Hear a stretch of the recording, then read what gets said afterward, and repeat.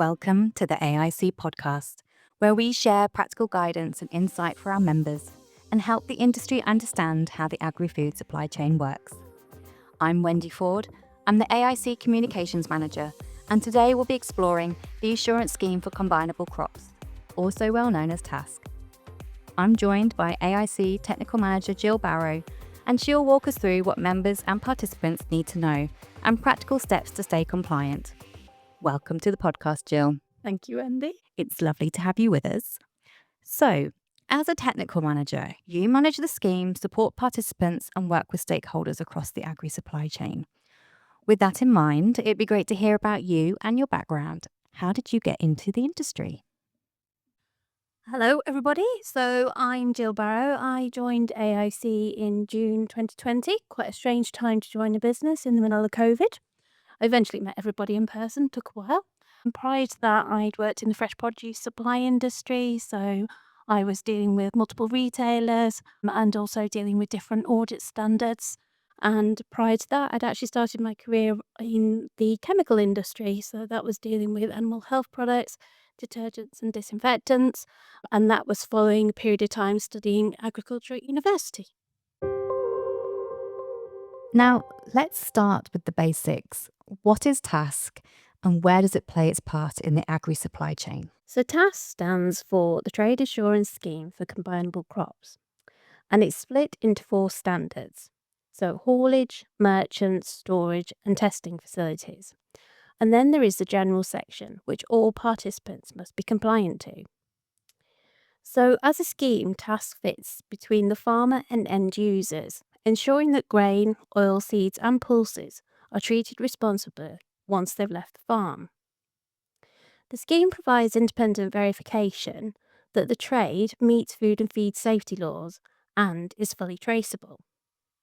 TASCC also has earned recognition with UK government, which means that fully compliant TASCC businesses have a lower risk rating, which then results in lower level of visits from enforcement authorities. Great. So you've outlined the purpose of TASCC.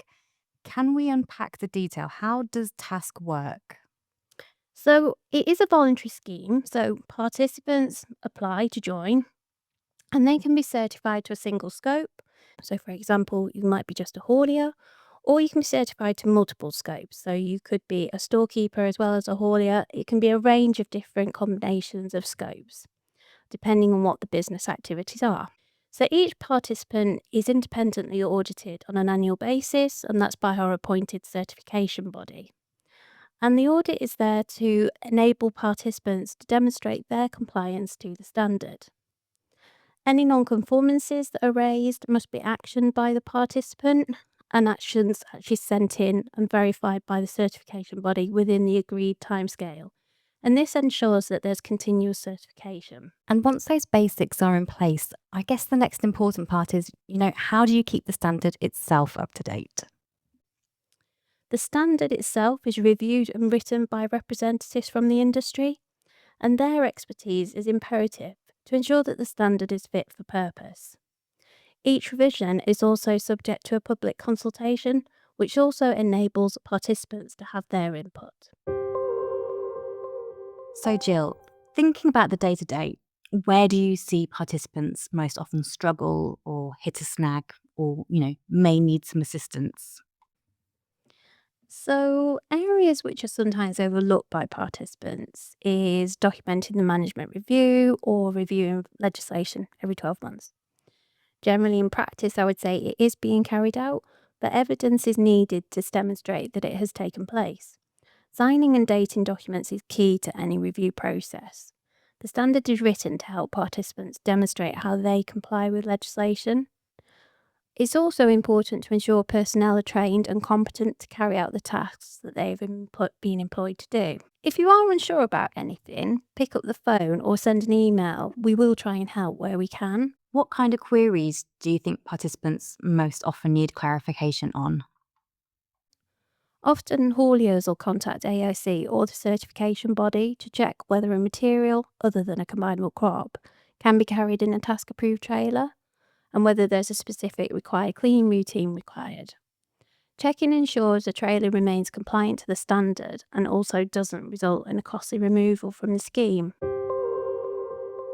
It's important to stress that we've not had a serious food and feed incident involving combinable crops, which is a credit to our participants and their due diligence in management of crops, whether they be transporting them, storing them, trading or testing them. What practices do you think contributes most to preventing food and feed safety incidents? Participants who demonstrate best practice are those who remain up to date with the developing standard and routinely review their documentation, procedures and policies. So for example, hauliers who ensure cleaning is carried out consistently and in line with the standard requirements, merchants who place food and feed onto the market, meeting customer requirements and maintaining feed and food safety demonstrated by their traceability, storekeepers who practice good housekeeping through hygiene standards, pest management and store monitoring, and then testing facilities who achieve consistent results, be that through personnel training and competency, and also their facility management systems. Ensuring there are effective systems in place, adequately resourced, and in place every day means that food and feed safety is maintained throughout the supply chain and participants comply to the TASCC standard. I agree. I think the everyday mindset is really important in preventing food and feed safety incidents. So now let's look at the future of TASCC. What's in the pipeline for TASCC? What does the future development look like? So the TASCC scheme, along with our other two fee schemes, UFAS and VMAS, they're currently under review. The three schemes are being reviewed at the same time, and this primarily to ensure that we can align where possible common wording for the same requirements across all three schemes, and that is particularly beneficial for participants who are actually in multiple schemes. We do continue to develop online tools. For TASCC, we also have iLearning, which is available via the portal, and this again helps participants comply to the standard. And these developments will continue and are constantly ongoing as we review the standard. So if listeners want something practical they can use today, where should they start? What kind of resources, templates or guides would you recommend? So for TASCC, we do have a number of resources available on the TASCC webpage on the AIC website. So there's a range of template documents which can be downloaded. And these are documents where we want participants to change them, update the content, change the referencing specific to their business, add further details. This is important because they're there as a skeleton document to steer and help participants, but we don't want them to look the same from one business to another. We also have a range of standard appendices, and these provide supportive information. And also there's now available a non-conformance data reporting, which will be published 4 times a year. And again, this shows the participants the frequency of non-conformances that are being picked up, which can again highlight areas that they as a business should focus on.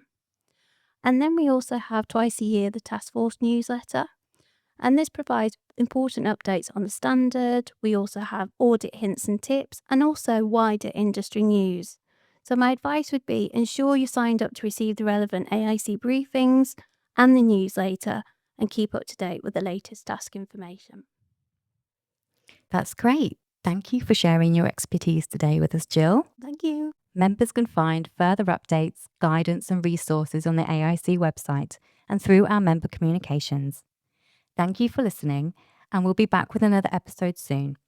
If you found this useful, please share it with a colleague and check the show notes for links and definitions. And again, thank you for joining us. The views and opinions expressed in this podcast are those of the hosts and guests and do not necessarily reflect any organisation they represent. This content is for informational purposes only and should not be considered professional advice. Listener discretion is advised. Thank you.